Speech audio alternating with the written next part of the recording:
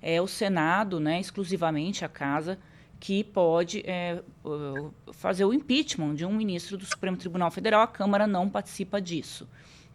Então, toda a estratégia da direita para essas eleições é eleger a maioria do Senado.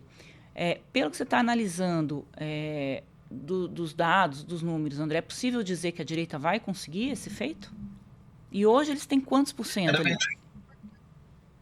A direita hoje, a gente tem aquela direita, eu diria, um pouco mais radical, que é essa direita que tem essa pretensão de fazer o impeachment de ministro, que dialoga nesse sentido.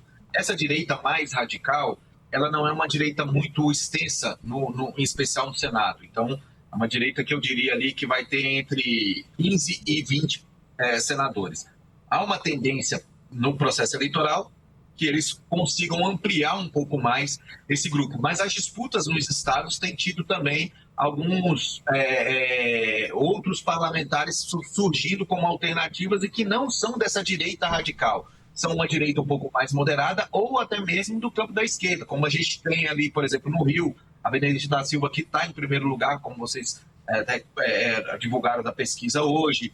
Você tem outros atores ali, em Pernambuco, Humberto Costa e Marília Reis, que aí também é uma composição mais para a esquerda. São Paulo, então, né? Pode ser uma surpresa ali, né? Marina e Simone Tebet, né? Marina e Simone, apesar de Derrite estar em primeiro, mas Marina está em segundo. E a Simone está logo ali nesse campo ali, nessa disputa, porque ela tá, o Derrite está com 12 e Marina está com 12 e Simone Tebet está com 11%. E lembrando que agora, sexta-feira, começam as propagandas no rádio e na TV. Isso pode mudar essa configuração, porque aí o eleitor passa efetivamente a entender quem são os candidatos efetivamente aos cargos, né? Porque até então é muito comum que o eleitor médio, né, da população média, ela não acompanha a política a fundo como a gente que está acostumado, ver o dia a dia, o nosso dia a dia é esse. Então é muito comum para o eleitor médio ele entender a eleição a partir das propagandas que iniciam no rádio e na TV. E aí ele começa a associar e mentalizar que está num processo eleitoral e aí começa a pensar em definir o seu voto. E aí pode ser que esses parlamentares, esses candidatos que estão ao Senado, que ainda não tinham uma campanha tão nas ruas, efetivamente, comecem a se destacar.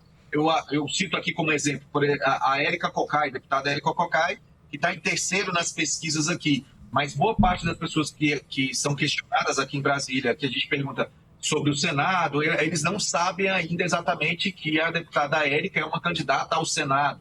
Ela sempre teve uma votação muito boa enquanto deputada por aqui. E é uma disputa muito aberta aqui, né? Porque você tem Érica, você tem Michele, você tem Bia Kicis, você tem a Leila, que vai para a reeleição. Então é um cenário bem complexo, eu diria, em Brasília nesse sentido. Interessante, mas, né? Porque só mulheres aqui, né? Em Brasília a gente tem aí uma disputa, né, bastante interessante, tanto para o governo, a gente tem a Celina Leão, que é a governadora, era vice-governadora do Ibanez, e para o Senado aí uma opção enorme, né? Uma cartela de mulheres aí para se candidatar. Mas você disse que na ala radical ali teria entre 15 e 20 senadores, a gente está falando de um total de 81, mas no geral seria mais para a esquerda ou para a direita? Não, seria mais para a direita. Agora, a Maria vai me matar aqui, eu preciso chamar o break. Para você que está assistindo o programa aí pela televisão, espera um pouquinho, que daqui a pouquinho a gente volta e faz um resumo daquilo que você perdeu. Vamos voltar aqui com o pessoal que está acompanhando o programa pelo YouTube.